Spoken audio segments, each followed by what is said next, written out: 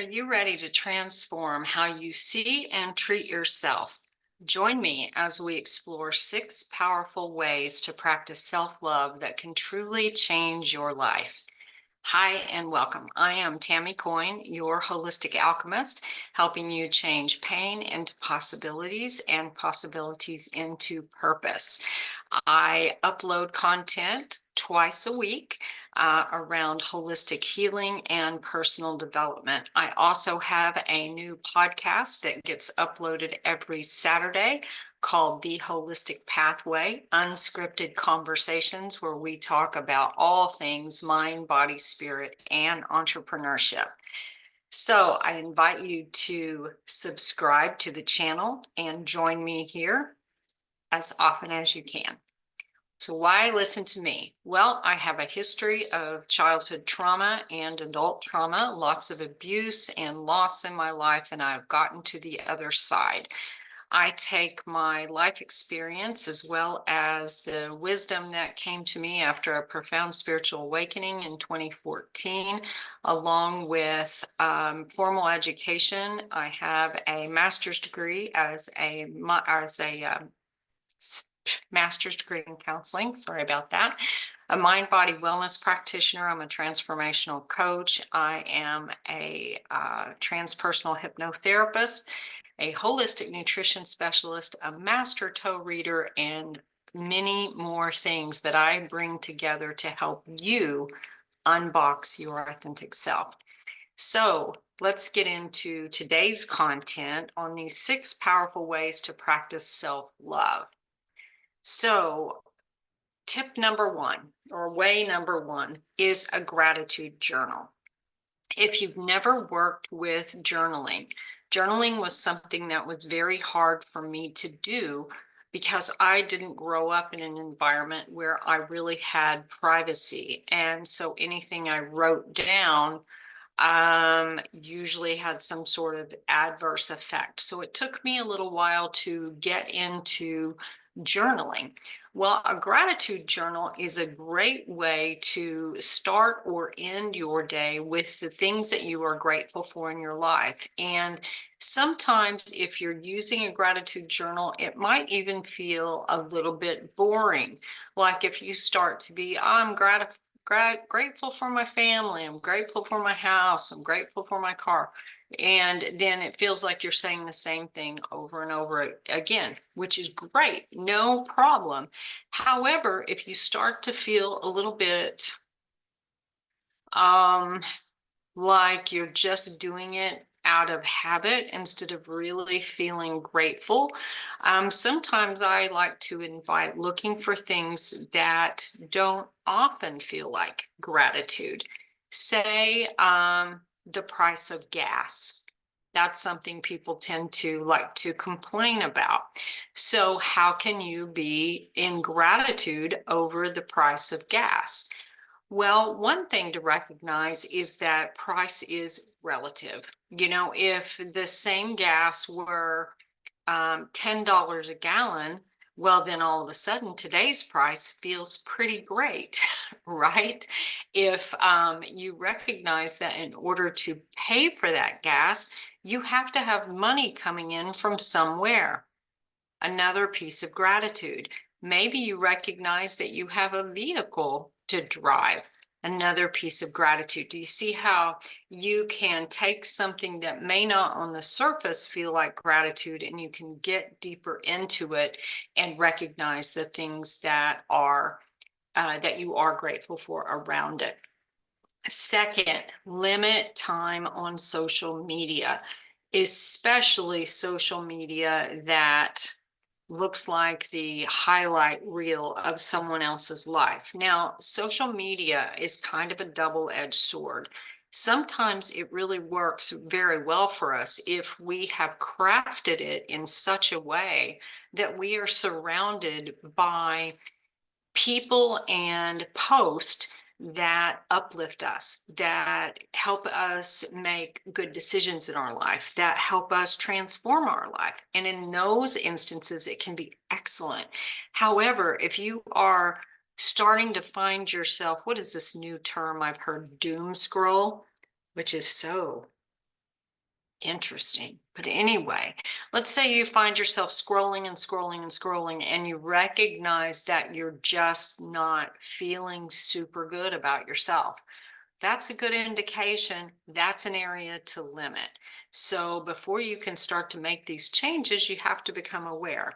So check out how you're feeling on social media. Are you surrounded by people who feel uplifting to you, who inspire you in some way, or empower you, or motivate you? Or are you around people that feel like they drain you? So pay attention to that. Boundaries. Well, this is one that is essential in your life. And yet, I didn't even know what a boundary was as it pertained to me until I was probably in my mid to late 30s. Boundaries are something that it's important that you set not only with other people, but set them with yourself. Go back to social media.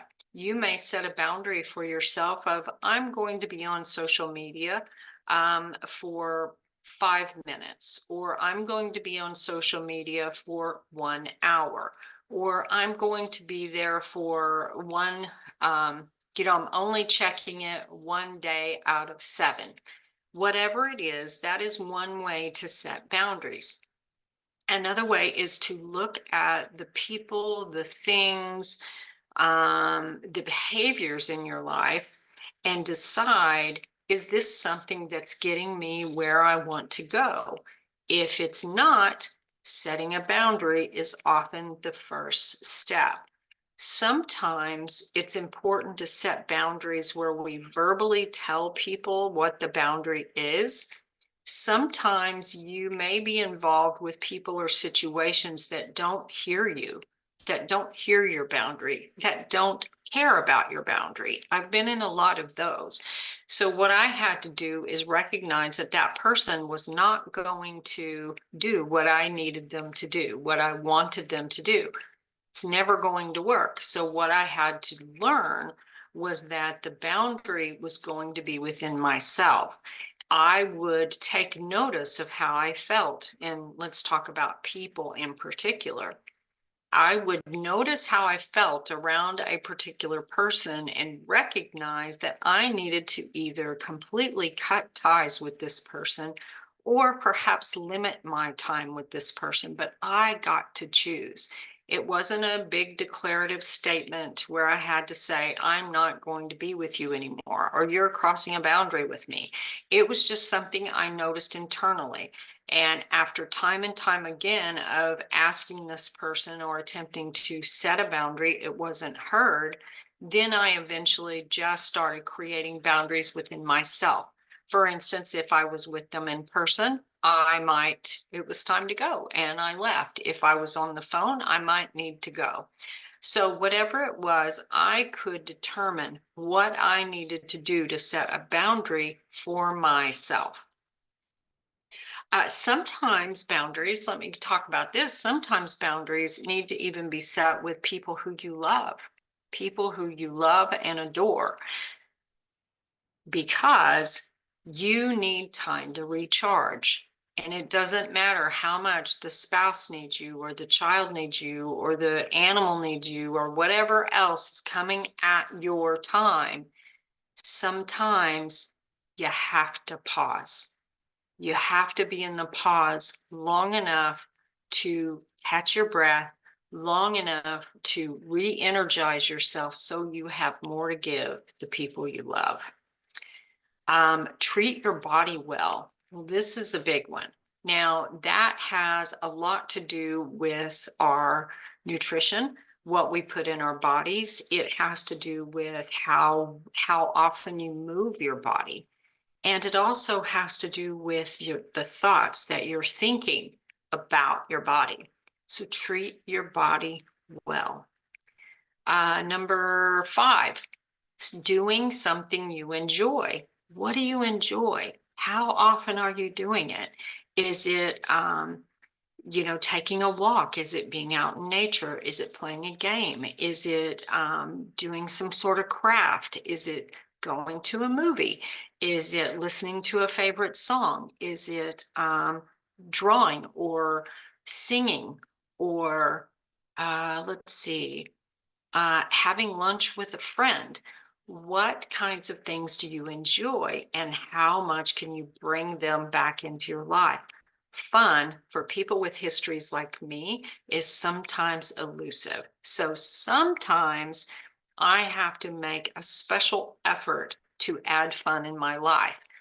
I meet my favorite grandson. He's my only grandson every week. And we either read a story together. I have one delivered to his actual mailbox and I get it via email, or we do a dance party. And one or both of us pick a song and we just dance it out. And we might have 2 or 3 songs. And so that is one way that I have brought fun into my life. Letting go. Letting go, whether it's a thing or a person or a place, this letting go. It can be physically letting it go, like you make a donation somewhere, or it can be a letting go within. Letting go of something that brings you sadness, letting go of something that takes away your peace. And again, it could be people, could be things, could be places. These are all things that when you practice these 6 things, increase your self-love, increase your relationship with you, which, by the way, is the most important relationship you will ever have. The better you feel, the better you are inside, the more love you have to give.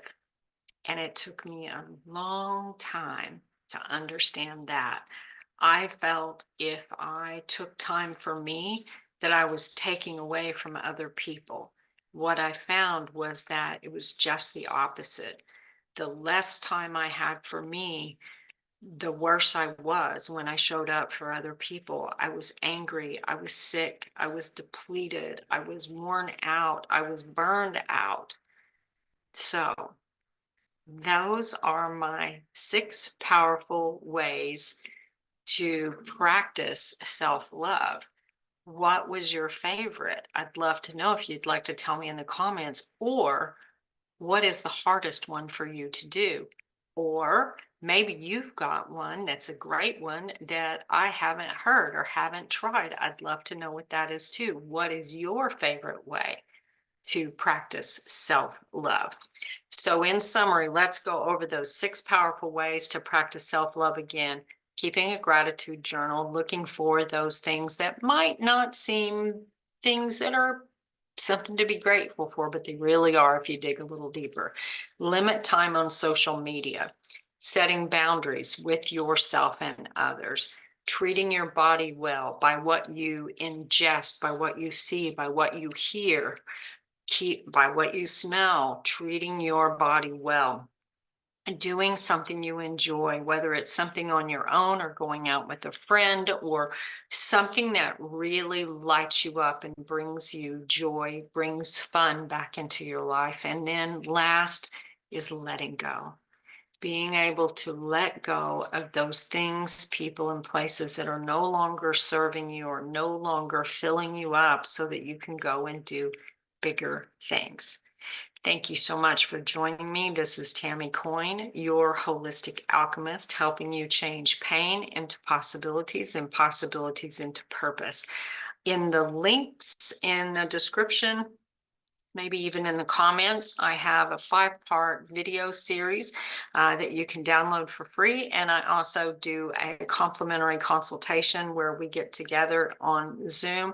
We talk about what you've got going on, what I have going on, and see if we're a good fit to work together. Totally free. Thank you so much, and I will see you next time in the next video. Have a great day. Bye-bye.